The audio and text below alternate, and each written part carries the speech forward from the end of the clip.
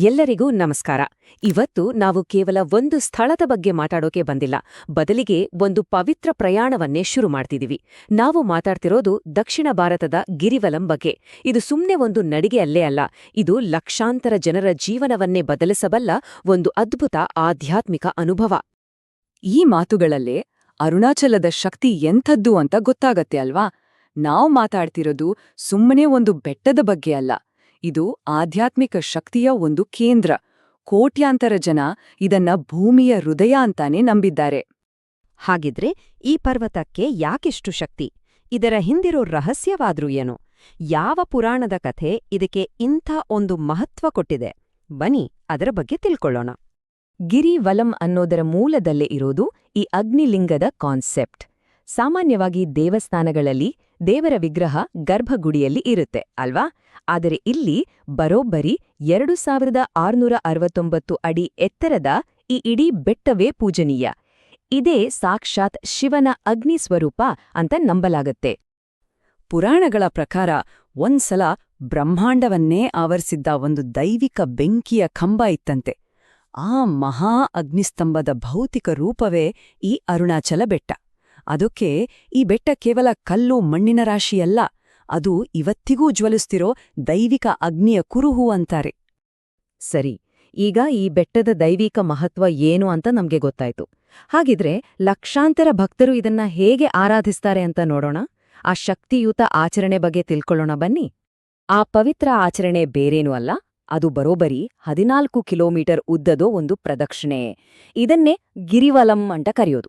ಅಂದ್ರೆ ಗಿರಿ ಅಂದ್ರೆ ಬೆಟ್ಟ, ವಲಂ ಅಂದ್ರೆ ಪ್ರದಕ್ಷಿಣೆ. ಆದ್ರೆ ಇಲ್ಲೊಂದು ಪ್ರಶ್ನೆ ಬರುತ್ತೆ.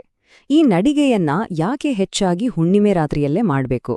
ಯಾಕೆ ಸಾವಿರಾರು ಜನ ಅದೇ ದಿನ ಒಟ್ಟಿಗೆ ಸೇರ್ತಾರೆ? ಅದರ ಹಿಂದಿನ ಕಾರಣವಾದ್ರೂ ಏನು? ಅದಕ್ಕೆ ಕಾರಣ ನಂಬಿಕೆಗಳ ಪ್ರಕಾರ ಹುಣ್ಣಿಮೆಯ ಶಕ್ತಿ. ಈ ದಿನ ಗಿರಿವಲಂ ಮಾಡಿದ್ರೆ ಸಿಗೋ ಆಧ್ಯಾತ್ಮಿಕ ಪುಣ್ಯ ಜಾಸ್ತಿಯಾಗುತ್ತಂತೆ.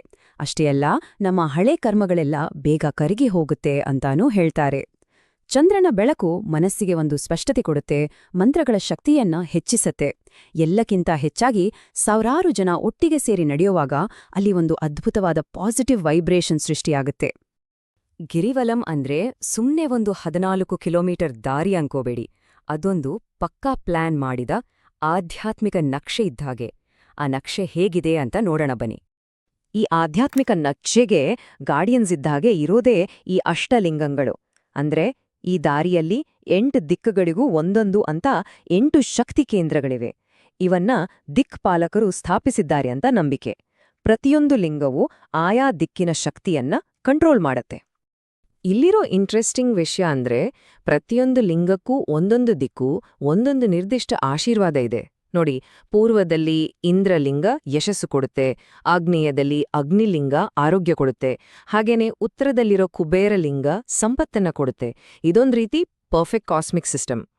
ಸರಿ, ಹೊರಗಡೆ ಇರೋ ಈ ಸಿಸ್ಟಮ್ ನಡಿಗೆ ಮಾಡೋರ ಮನಸ್ಸಿನ ಮೇಲೆ ಹೇಗೆ ಪ್ರಭಾವ ಬೀರುತ್ತೆ?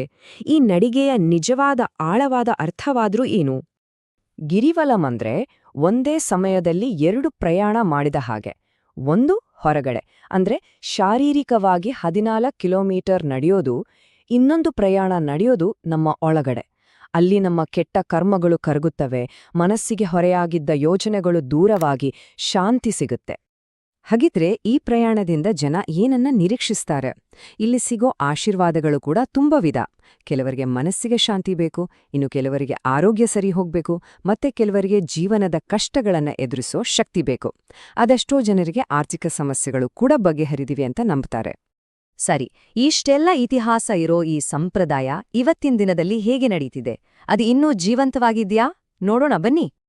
ಈ ಸಂಪ್ರದಾಯ ಎಷ್ಟು ದೊಡ್ಡದು ಅಂತ ಅರ್ಥ ಮಾಡ್ಕೊಳ್ಳೋಕೆ ಈ ಒಂದು ನಂಬರ್ ಸಾಕು. ಪ್ರತಿ ವರ್ಷ ಕಾರ್ತಿಕೈ ದೀಪಂ ಹಬ್ಬದ ಟೈಮಲ್ಲಿ 10 ಲಕ್ಷಕ್ಕೂ ಹೆಚ್ಚು ಜನ ಇಲ್ಲಿ ಸೇರ್ತಾರೆ. ಯೋಚನೆ ಮಾಡಿ, ಇದರಿಂದಾನೇ ಗೊತ್ತಾಗತ್ತೆ ಈ ಆಚರಣೆಯ ಶಕ್ತಿ ಇವತ್ತಿಗೂ ಸ್ವಲ್ಪನೂ ಕಡಿಮೆ ಆಗಿಲ್ಲ ಅಂತ. ಈ ಪವಿತ್ರ ಪ್ರಯಾಣವನ್ನ ಸರಿಯಾದ ರೀತಿಯಲ್ಲಿ ಮಾಡೋಕೆ ಕೆಲವು ನಿಯಮಗಳಿವೆ. ಮೊದಲನೆಯದಾಗಿ, ಬೆಟ್ಟ ಯಾವಾಗಲೂ ನಮ್ಮ ಬಲಭಾಗಕ್ಕೆ ಇರೋ ಹಾಗೆ ಪ್ರದಕ್ಷಿಣೆ ಹಾಕ್ಬೇಕು. ಎರಡನೆಯದು, ವಿನಯದ ಸಂಕೇತವಾಗಿ ಬರಿಗಾಲಲ್ಲಿ ನಡೆಯೋದು ಸಂಪ್ರದಾಯ. ಹಾಗೇ ನಡೆಯುವಾಗ ಮನಸ್ಸನ್ನ ಮಂತ್ರಜಪದಲ್ಲೋ ಅಥವಾ ಧ್ಯಾನದಲ್ಲೋ ಇಟ್ಕೋಬೇಕು.